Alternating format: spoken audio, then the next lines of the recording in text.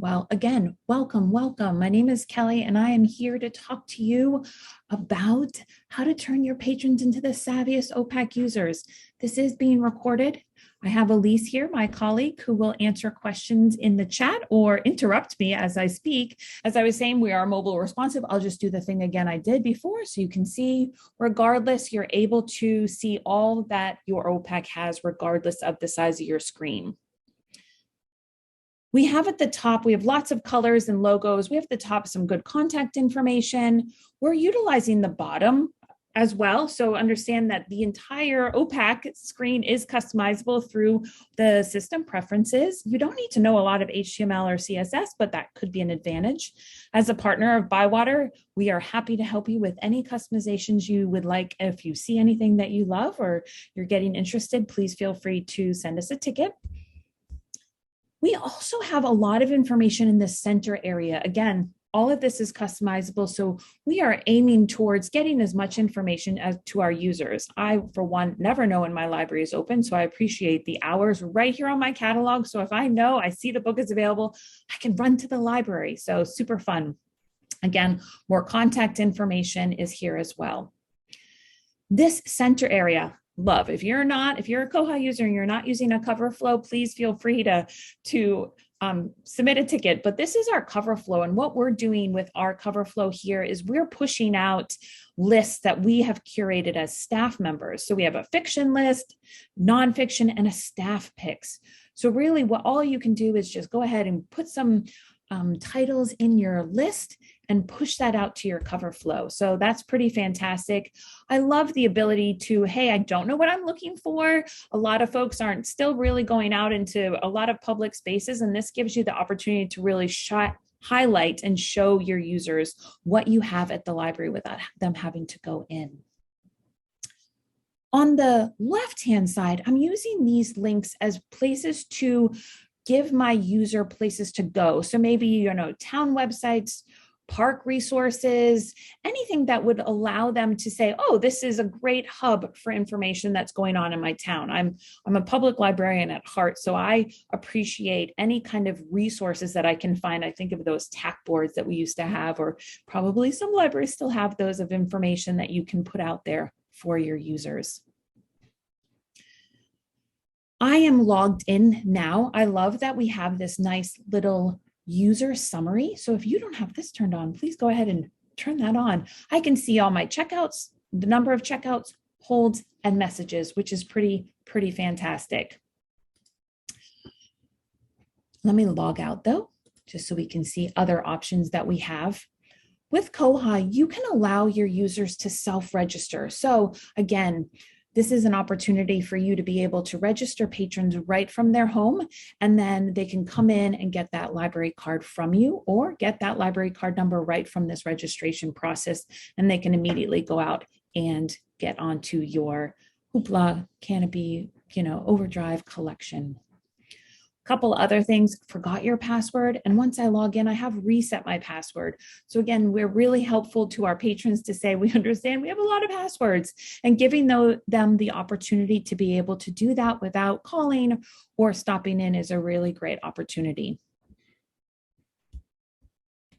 Okay, we're going to pop over here and search the catalog, because and if you're not doing this, or if you've never seen this, is a really fantastic. I'm going to go ahead and just search library journal. And there is the ability to identify really easily to your user when this is an online resource. So you can see right here, click to access. I can go ahead and easily access this electronic resource. I'm really highlighting the opportunity that's there to get this information.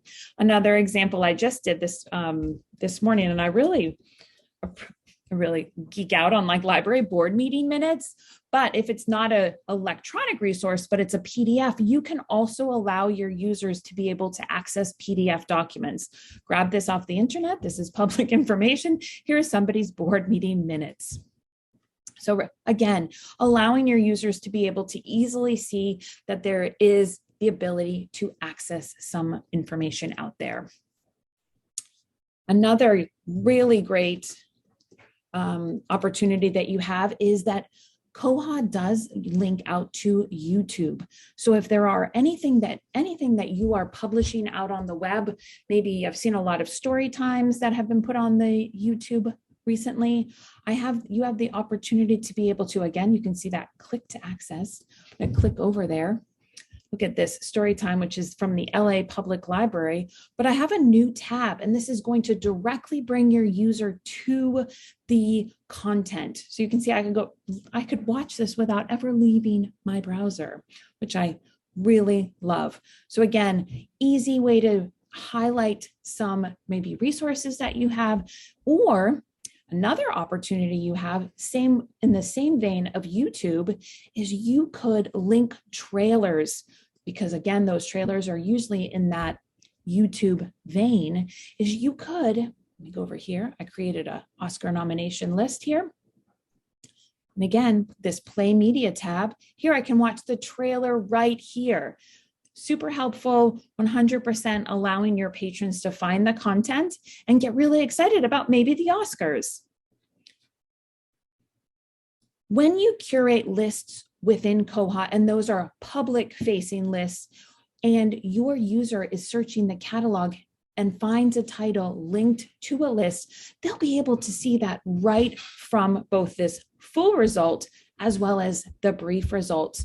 So I always imagine, searching for something, I'm not quite sure what I'm looking for, or in my kids' vein, they're just searching blanket subjects and hoping they stumble upon the right thing. This would allow them to find all the things that are related if the staff has gone ahead and curated it. If I was just happened to, be talking to my mom and she said she wanted to watch this movie, I look to see if it's in my library, and then I see there's all these other Oscar nominations that the library has, in this case, ordered, or if it's available, it would tell me, or I could place a hold. So giving your users those tools to be able to find material without even knowing what they want is fantastic. I love that. So again, we talked about those lists. So if you have not used any of the lists, we showed that you can use those lists for the cover flow, which is really fantastic, pushing that information out there. You can also just create lists to highlight collections in the library. Again, we have tools. What if we just bought a whole bunch of tools from, I can't remember that tools place that I was just told about. But now we have tools that we can rent, spades and shovels, and we want to highlight that. Maybe you want to put that in the cover flow the next time and be able to push that out. But I guess, let's see, what kind of tools do we have? Ooh, I have a spading fork, a bow rake.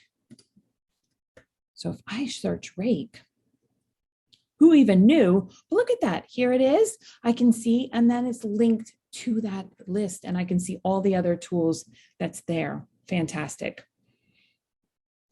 Koha does connect to your EContent provider. So you can see I have a link to both my Overdrive and Hoopla.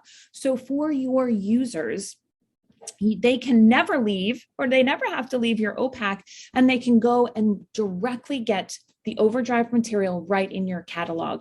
They can check out, they can place a hold, and they can return from their Overdrive, from their Hoopla, and the other one is Cloud Library. So all of that is available right from your OPAC. Again, keeping them here and having their ability to search your collection really seamlessly is really a important part of the OPAC, or what our hope is. Now, when we did that search for rake, we did just that basic search. And now this search bar, if you are a Koha user, you can see I've eliminated a lot of the other options here, but I do have this advanced search option, and all the public-facing OPACs have this advanced search. But within this advanced search, you do have the ability to customize this and make your patrons better searchers. So at the very top, you can see I can go ahead and choose what I'm looking for, keyword, use those Boolean operators. Maybe I'm looking for a Louise Penny, and I'm looking for it in an audiobook format. So you can see I have the option to do all that from this page. Up here, I can use any words I want, subjects, titles, and then I have the ability down below is to identify item type, shelving location, and collection. Now, item type generally in the Koha world is, the material format. So you can see I have audiobook, gardening tools, museum passes, and I have nice little icons, which again, we're all kind of maybe a little bit of both visual and learners. And this is a great way to highlight what you have or really accentuates that DVD is a little DVD in a package. These icons are something that are built into Koha. If you don't like the icons that are provided by Koha, although there's probably, I don't know, over 100, you can actually upload your own icon. So if there's something specific you're looking to use, you can certainly do that in Koha. That's how customizable it is. Shelving location. For the users out there that already are on Koha, I really love to look at the shelving locations and see if this is helpful to your user. So when you walk into the library, are these areas really defined so they know that they're going to look in the juvenile section?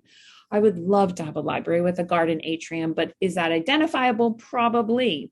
A media room, your audiobooks and your DVDs. So these really describe where these items live. Koha allows you to have multiple, many shelving locations and to change these descriptions as they fit your library, which I really like. I can always imagine those patrons that said, oh, it was over here. Last week I was here, and maybe you can identify and say, okay, that's the adult section. Let's go ahead and search that way. Or it was red. I don't know if that's going to help you when you search, when we've all been there. The red book in the adult section might be harder to find.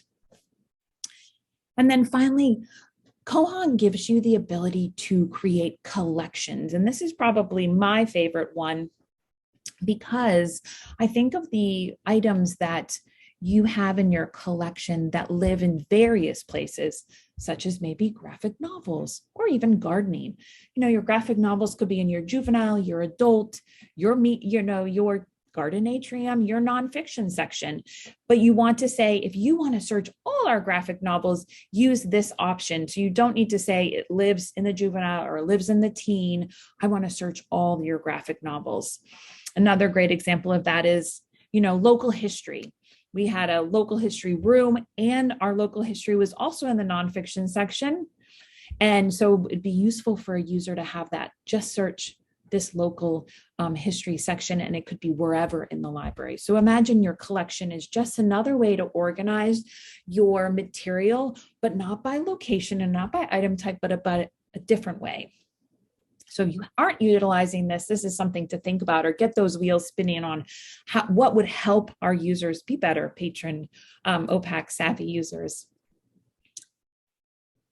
This bottom section is all customizable. So you can pick and choose which ones of these you think will be useful to your patron. I really like, if you're part of a larger library, to be able to choose your location or a group of libraries, depending on your consortium needs.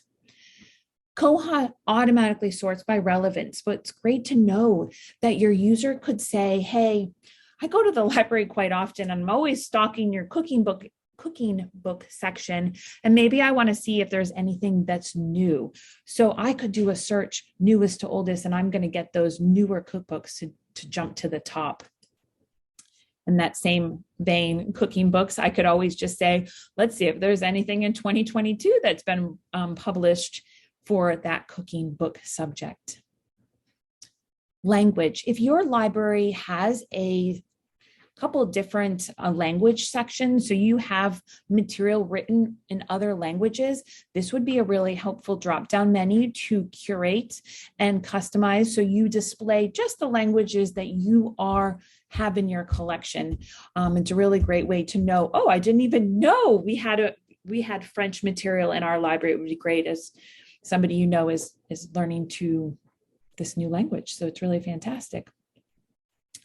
This bottom section is really helpful if your records have been cataloged in a certain kind of way with that 008, identifying the audience, the content, the format, and the material. But again, this is really customizable. So if you said these aren't great selectors for my patron, you can certainly get rid of those if you want. So let's go ahead, and I'm going to go and do my author.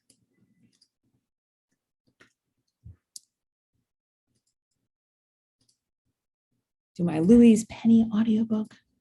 Never listened to Louise Penny's books in audio. You should run out right now and get that because it's fantastic. So then I'm able to really go in and look at audiobooks by Louise Penny, and that's really fantastic. I'm going to click over to one of these, A Great Reckoning. And what I want to talk about is this holding section next. And I want to let you know that this is also customizable and how this section can really help your patrons be better users. I'm identifying my item type, I'm identifying my library and the shelving location here. We could actually customize these columns to put shelving location in a whole nother area. So that's great to know. We can hide or reveal other areas. So this material specified says includes 10 CDs. Maybe I don't want my user to see that. I could hide these columns, or if it had a due date or holds, I can either use those columns for that information for my patron, or I could hide those. So these are all customizable and what your patron will find the most useful on your OPAC. I love this browse shelf, and most of the time this is something I don't even think any library has turned off. Don't know how great my cataloging is on my test site, but this is the way to identify if somebody is wanting to look what's around this book. So maybe it's not available for me to check out right now, and I have the ability to see other books that are around this section. My hope would be it would have all my Louise Penny books that would be there. Probably the love of my life, this current last release in Koha, was this QR code. So fantastic. So this, if you've never seen this, remember QR codes came out forever ago and we all didn't know what we were doing. We had to get an app. Now most smartphones have the ability to just take a picture of a QR code and it brings you right to that link. So I could see myself snapping this QR code on my son's phone and then sending him to the library to go find it, or for him to save it and do what he needs to do with this information. But it's a great way to say, I'm on my computer, I want it on my phone so I can run into the library and find this. I love this send to device option. Now, let's pop over to the patron side. I really want to talk about some options that Koha gives your users within their patron account.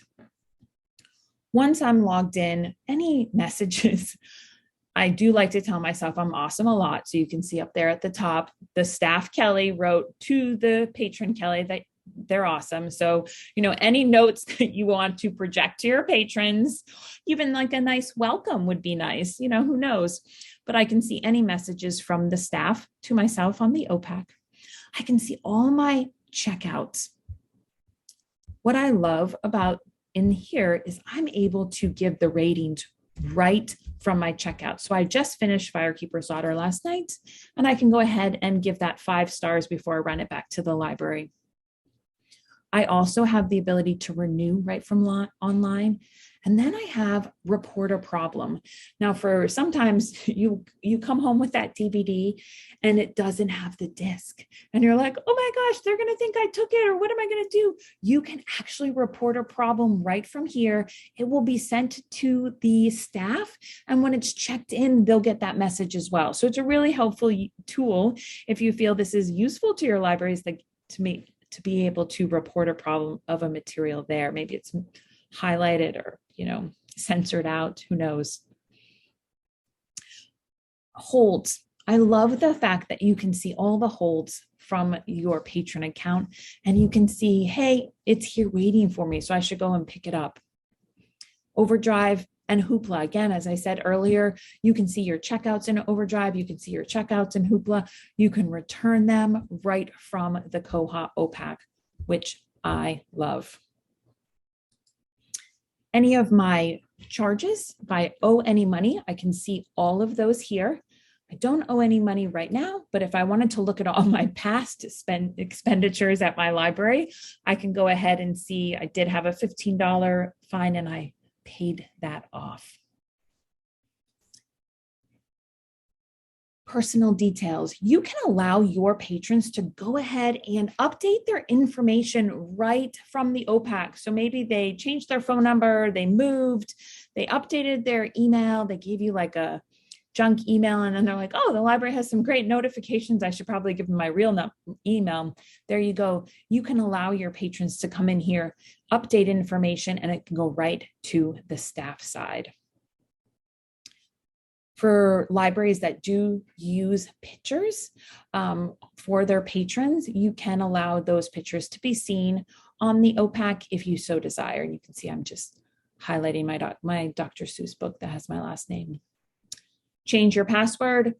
If you want to allow your users to change their password, super helpful when they realize that it's every 3 months or 6 months, they have that on their calendar to go ahead and change it. Here you go. You can go ahead and do that. Checkout history, super helpful if you want to see what you have checked out or not checked out. Look at that as CSV. I should probably do that and send it to my mom and say, okay, these are the books you should read. Just export that and print it out. I also love holds history. This would allow me to see all the holds that I failed to pick up on time, and then I could re-put them back on hold because now I'm back in town. Libraries can allow their users to place purchase suggestions.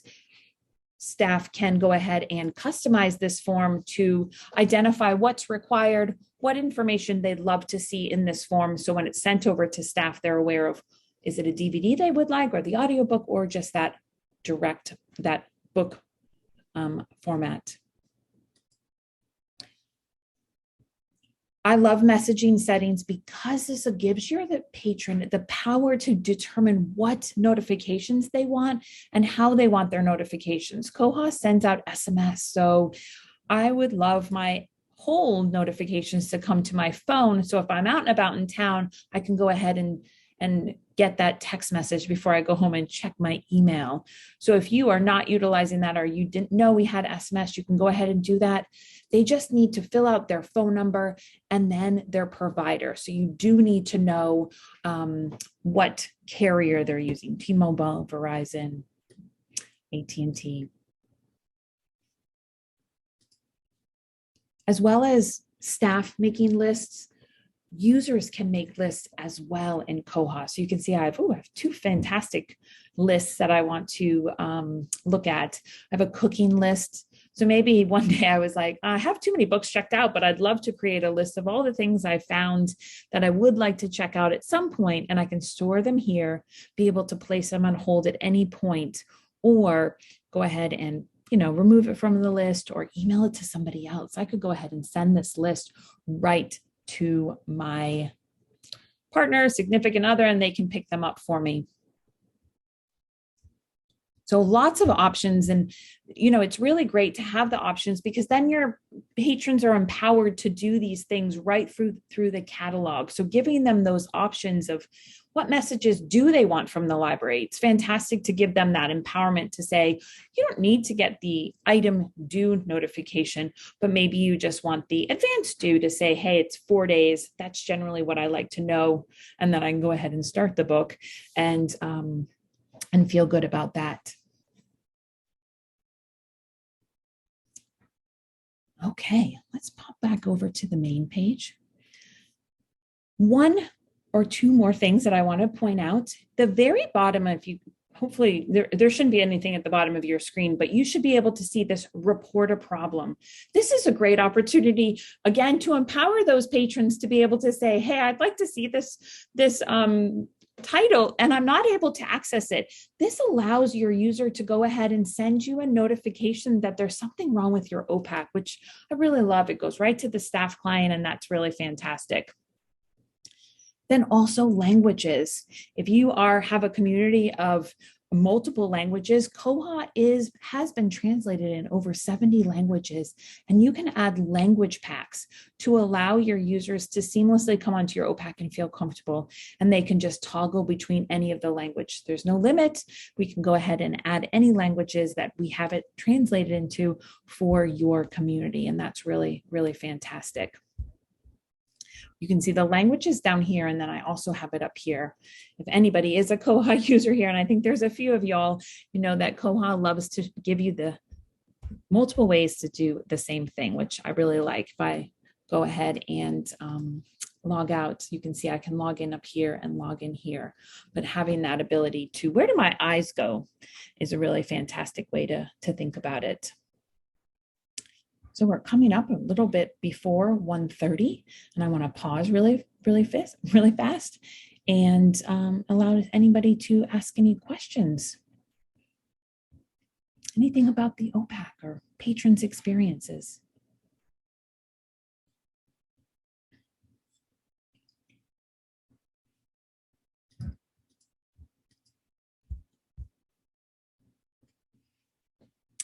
Okay, well, thank you so much for coming today. I hope you enjoyed it. I hope you saw something that you really liked. I'm going to go ahead and share the next two. Hopefully I'll do this part correctly.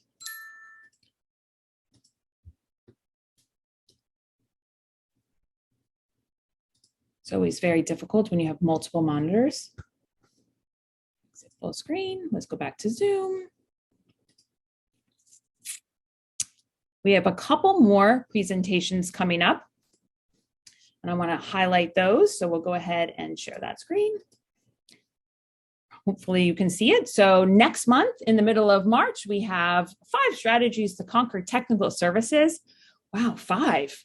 I could have 25, but I guess I'm only limited to 5, probably not. And then also we have an hour-long Koha webinar coming up in April, Koha Boot Camp. So go ahead and register for those, and we hope to see you next time.